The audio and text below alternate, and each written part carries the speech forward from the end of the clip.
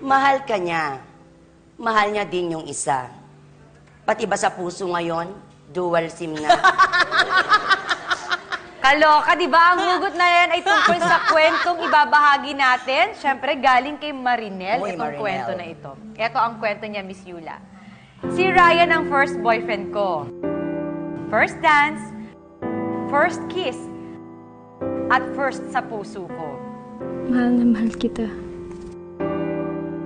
Pero nang mag-college kami, nagkahiwalay kami dahil sa Maynila ako nag-aaral at siya naman sa probinsya. Alam naming hindi mag-work ang long-distance relationship kaya nag-decide kami na maghiwalay na lang. 15 years later, bigla na lang akong inad sa Facebook. Nasa Korea daw siya nagtatrabaho dahil magka-chat kami kahit ayun, nanumbalik na naman ang pag-iibigan naming dalawa. Napakasaya ko nung umuwi siya ng Pilipinas. Feeling ko talaga siya ang first and last love ko.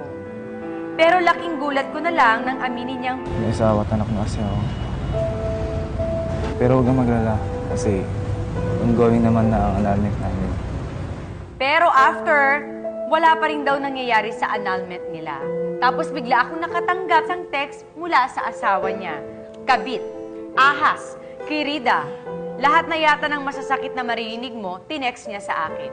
Ako daw ang dahilan kaya nasira ang pamilya niya. Ayoko namang maniwala agad sa sinabi ng babae. Mas gusto ko pa rin maniwala sa sinasabi ni Ryan. Malinis ang konsensya ko, hindi ako kabit.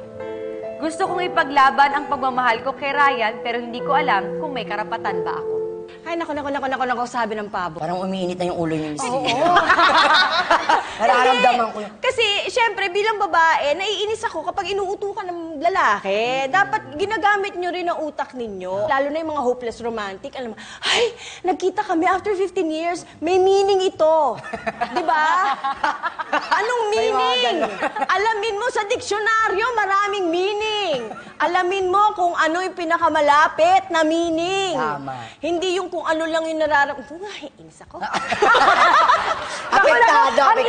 Ang init, di ba? Grabe nga. Pero Diba? totoo naman yun eh. Minsan, di ba ang relasyon, lalo na kapag nandun ka na sa hindi na papilab ang tawag, yung totoong gusto mo nang magkaroon ng pag-ibig, kailangan siguraduhin mo talaga. Kasi Correct. once na Libre nag-step ka dapat. na dyan, at na-involve ka na dyan, parang ang hirap nang umatras. Correct. Ako isa lang masasabi ko sa kanya, Marinel, kung ayaw mong tawaging kabit, huwag kang sasabit.